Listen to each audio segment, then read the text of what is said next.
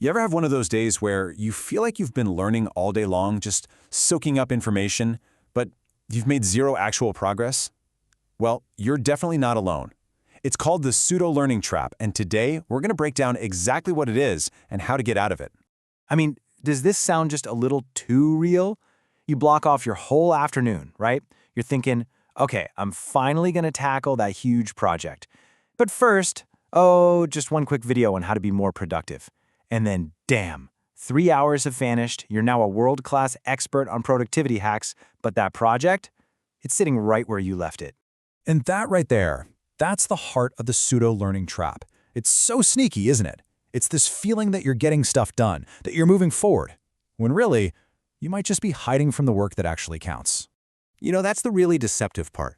Pseudo-learning gives you all the warm, fuzzy feelings of being productive without any of the hard work. You tell yourself, oh, I'm just researching, or I'm preparing, but then you look at your actual to-do list, and it's just empty. Nothing's checked off. It is an absolutely frustrating cycle to be stuck in.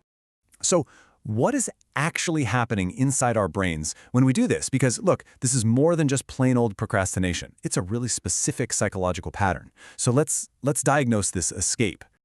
Okay, here's the simple truth. Your brain is smart. It's really smart. It knows that you'd feel guilty just scrolling through cat videos, so it finds a much more respectable-sounding excuse, learning. And suddenly, all that educational content becomes this perfect shield, a shield that protects you from the discomfort, the uncertainty of doing the real work. And there's actually a name for this. Psychologists call it escape behavior.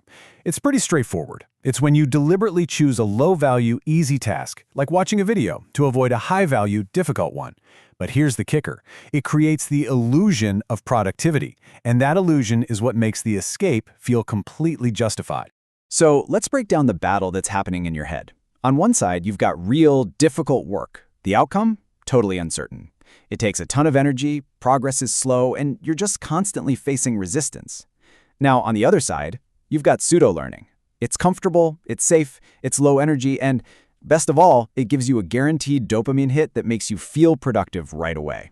I mean, when you look at it like that, which one do you think your brain is going to choose? You know, the brain that's literally wired to save energy and get quick rewards? It's a total setup. Of course it picks the easy path. Okay, so how on earth do we fight back against our own brains? Well, the answer might surprise you. It's not about having more willpower or trying harder. Nope.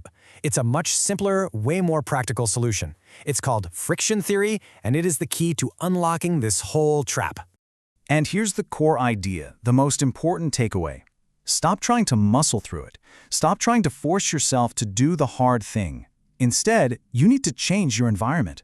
The whole goal is to make the right choices, the real work, super easy to start, and the wrong choices, the distractions, much, much harder. You're basically becoming an engineer of your own behavior. All right, so theory is great and all, but how do we actually use this, like right now?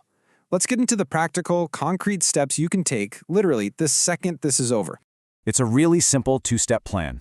Step 1, you increase the friction for your distractions. You just make it harder to do the things you shouldn't be doing. And Step 2, you decrease the friction for your real work. You make it so unbelievably easy to start that it feels weird not to.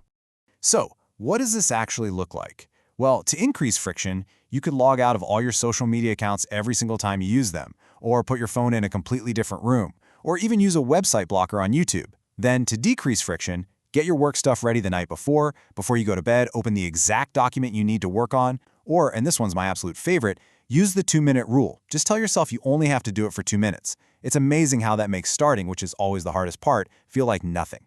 And at the end of the day, it really just boils down to this simple idea. That comfortable escape, that safe feeling you get from pseudo-learning, that is the very thing holding you back. True progress, the stuff you're actually proud of, it only begins when that comfortable escape ends. So let's make this real for you, right now. Don't just nod along and think, that's a good idea. Make a decision.